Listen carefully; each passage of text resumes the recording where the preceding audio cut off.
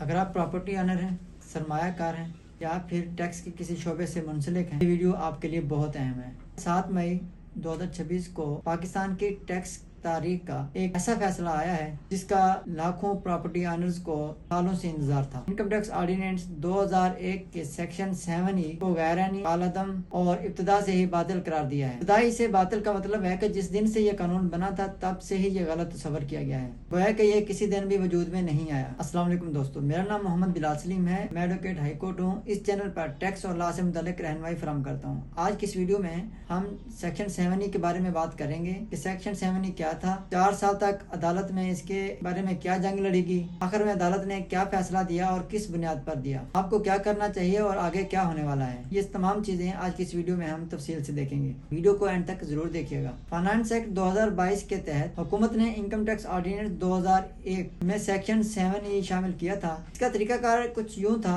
अगर आपके पास 25 लाख रुपए से ज्यादा मालियत की प्रॉपर्टी है, चाहे वो किराए पर हो या ना हो, तो FBR ये तस्वर करेगा आपने इस प्रॉपर्टी की, इस जायदाद की मार्केट वैल्यू का 5% बतौर आमदनी हासिल किया है। इस फर्जी आमदनी पर 20% टैक्स आयद किया जाता है। यानी अमली तौर पर आपकी जायदाद की FBR वैल्यू का 1% जो है वो टैक्स देना पड़ता था। मिसाल के तौर पर आपके पास DHA में एक 3 करोड़ का प्लाट था जिसकी फर्जी आमदनी जो है वो 15 लाख रुपए बनती है और FBR के मुताबिक उस पर जो टैक्स है वो 3 लाख रुपए बनेगा। और सबसे अहम बात यह थी कि अगर वो प्लाट खाली भी पड़ा है, कोई तामीर नहीं है, कोई किराया नहीं है और ना ही कोई हकीकी आमदनी है, तो भी आपको ये टैक्स देना था। दोस्तों, इस कानून के खिलाफ तमाम प्रॉपर्टी ऑनर्स ने, सनअतकारों ने, बिजनेसमैनों ने अदालत से रुजू किया, क्योंकि ये सिर्फ माली मसला नहीं था बल्कि एक आईनी इशू भी था। इस पर हर अहम एतराज उठाए गए। पहला एतराज ये उठाया गया कि अगर आमदनी नहीं है तो फिर टैक्स किस बात का दें। आमदनी तो वो होती है जो हकीकत में हासिल की गई हो। किसी खाली जायदाद पर फर्जी आमदनी बनाकर उस पर टैक्स नहीं लगाया जा सकता, बल्कि टैक्स तो प्रॉपर्टी की आमदनी पर हासिल किया जाता है। दूसरा एतराज जो इसमें लगाया गया था वो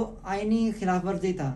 दरखास्त गुजारों का मौकफ था कि सेक्शन 7E आइन की चौथी शेड्यूल, जिनके 4th शेड्यूल की एंट्री 47 और 50 से मुतसादिम है। 47 एंट्री जो है वो टैक्स की इजाजत देती है, आमदनी पर टैक्स की इजाजत देती है, जबकि 50 जो है जायदाद की वैल्यू के ऊपर जो है वो टैक्स के बारे में तफसील बताती है। लेकिन इसमें भी गैर मनकूला जायदाद शामिल नहीं है। दूसरे लफ्ज में देखा जाए तो वफाकी अदालत के वफाकी हुकूमत के पास ये इख्तियार ही शामिल नहीं था। तीसरा एतराज जो इसके ऊपर लगाया गया वो डबल टैक्स था। कारोबारी तंजीमें जो है, बिजनेस से रिलेटेड जो तंजीमें हैं, उनके मुताबिक एक टैक्स ऑलरेडी सूबाई हुकूमत ले रही है तो फिर वफाकी हुकूमत दूसरा टैक्स नहीं ले सकती। जैसे ये कानून लागू हुआ तो पाकिस्तान भर से दरखास्तें जो है अदालतों को मौसूल होना शुरू होगी। पेशावर और बलूचिस्तान हाई कोर्ट ने इसको बिल्कुल ही खत्म कर दिया। पंजाब ने इसके ऊपर मुख्तलिफ किस्म के आर्डर जारी किए, लेकिन सिंध हाई कोर्ट ने इसको जारी रखने का हुक्म जारी किया। जब ये वफाकी आईनी अदालत में पहुंचा तो अप्रैल 2026 में इस पर मुसलसल 7 दिन तक समाअत की जाती रही। दर्जनों वकला और 200 से ज्यादा साइलिन इसके अंदर शामिल थे। आखिरकार 7 मई 2026 को अदालत ने यह फैसला सुना ही दिया। सेक्शन 7E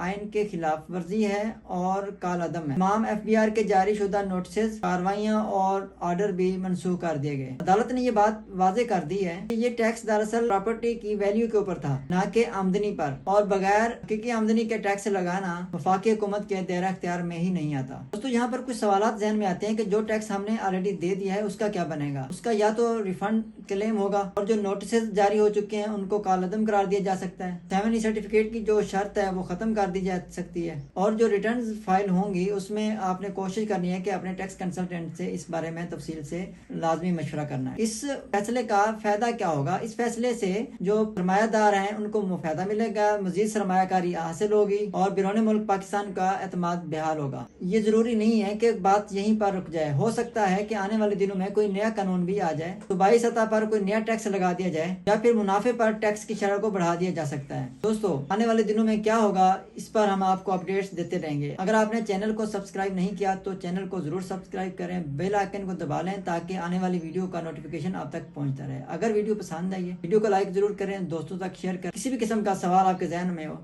कमेंट सेक्शन में पूछें। और अगर आपको इस वीडियो का डिटेल चाहिए हो, इसकी PDF कॉपी चाहिए हो, तो वो मैं आपको जो मेरा व्हाट्सएप चैनल लिंक है वो मैं अटैच कर दूंगा। उसके अंदर आप उसको ज्वाइन कर लें और आप वहां से भी हासिल कर सकते हैं। मिलते हैं अगली वीडियो में, तब तक के लिए इजाजत दें। बहुत शुक्रिया। अल्लाह हाफिज।